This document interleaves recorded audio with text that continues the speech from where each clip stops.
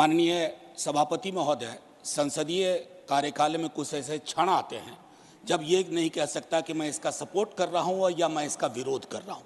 कई सारी चीज़ें हैं इसमें जो वेलकम इनिशिएटिव हैं, मैं मानता हूँ। बस कुछ सुझाव दूंगा क्योंकि अक्सर मैं देखता हूँ कि हमारे बीच का संवाद, माननीय सभापति महोदय, विपक्ष का अलग से कोई प्रधानमंत्री नहीं होता या विपक्ष का अलग से कोई गृह मंत्री नहीं होता। विपक्ष को भी अपनी शिकायत, अपने मुद्दे अपने प्रधानमंत्री के समक्ष, अपनी आलोचना अपने गृह मंत्री के समक्ष रखनी होगी। सर, आज कश्मीर का कोई नहीं है इस सदन में। मैं था उस दिन जब नहीं, सॉरी, आई टेक ये नॉमिनेटेड मेंबर है। माननीय सदस्य अपने एक सेकंड सर, उन्होंने बड़ा ग्रॉस स्टेटमेंट किया है कि कश्मीर का इस सदन में कोई नहीं है। वो अपने बारे में कह सकते हैं, हमारे बारे में क्यों कह रहे? हम तो सदैव कश्मीर के हैं, हमेशा के। आपके बारे में वो सच हो सकता है, हमारे बारे में आप कैसे स्टेटमेंट कर सकते हो भाई? आप कह दो मैं कश्मीर का नहीं हूं, कश्मीर के लिए नहीं हूं, मगर मैं इस देश का कश्मीर से लेकर कन्याकुमारी और द्वारका से लेकर नॉर्थ ईस्ट तक हर व्यक्ति का कश्मीर है और हर कश्मीरी का देश है। क्या बात कर रहे हैं आप? माननीय सभापति महोदय, सदन की एक व्यवस्था के तहत मैंने ये बात कही थी। वो नॉमिनेटेड मेंबर है, मैं जानता हूँ। माननीय गृह मंत्री जी ने दूसरी बात कही है। सर, मैं समझ गया। सर, या तो मुझे बात कहने दी जाए। मैं ये कह रहा था कि जैसे मैं बिहार से चुन के आता हूँ, उस संदर्भ में मैंने ये बात कही थी। देश तो सबका है सर, तिरंगा यहाँ कहीं किसी से छोटा नहीं है सर। मैं सिर्फ इतना कहना चाहता था। माननीय सभापति महोदय, इसमें बहुत अच्छी चीजें, जैसा मैंने शुरू में ही कहा कि विरोध के लिए विरोध करूं ये उचित नहीं है। माननीय सभापति महोदय, महत्वपूर्ण है कि जब हम ये कहते हैं कि ये नॉमिनेशन होंगे, पहले तो मैं तारीफ करूं कि अंडर प्रिविलेज्ड के बदले एक शब्द जो कि कॉन्स्टिट्यूशनली वैलिड टर्म है, अदर बैकवर्ड क्लासेस, आपने उसका इस्तेमाल किया है, तारीफ के काबिल। ये जो नॉमिनेट करने का अधिकार एलजी साहब को है आज की डेट में, कल राज्य बन जाएगा तो गवर्नर साहब होंगे। क्या ये स्टेट असेंबली को डेलीगेट नहीं होना चाहिए? और अगर करना चाहें तो on the aid and advice of, ये व्यवस्था मैं समझता हूं कि होनी चाहिए थी। तारतम्य थोड़ा टूटा है, लेकिन फिर भी मैं अपनी बात कहूं।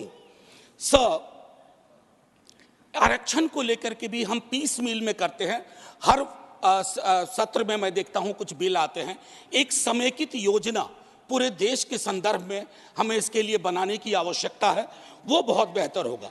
आज 370 पे फैसला आया और सदन की जिम्मेदारी आज बढ़ गई है। उस फैसले के बाद सरकार की जिम्मेदारी बढ़ गई है।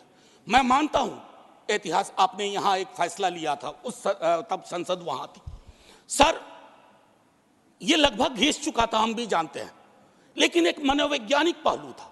मैं आग्रह करूंगा सरकार से कि उस साइकोलॉजिकल हीलिंग की भी कोशिश होनी चाहिए, और ये हीलिंग हो सकती है सर। मैंने कहा ना कि हिंदुस्तान का मिजाज महासागर वाला है, इसको बस तालाब ना बनाया जाए, महासागर अपने अंदर सब समाहित कर लेगा।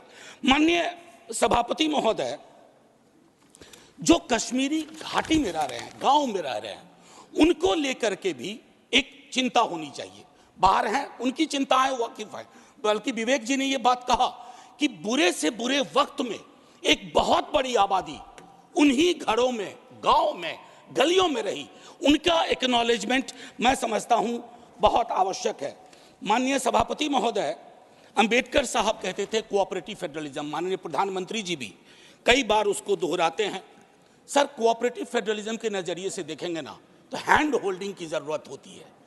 मैं जानता हूं कि दिल्ली की आइडिया ऑफ नॉर्मैलिटी और घाटी या जम्मू या लद्दाख की आइडिया ऑफ नॉर्मैलिटी में फर्क है सर। अभी पिछले दिनों हमारे कई बीजेपी के साथी कह रहे थे कि चुनाव परिणाम संतुष्टि का परिचायक है।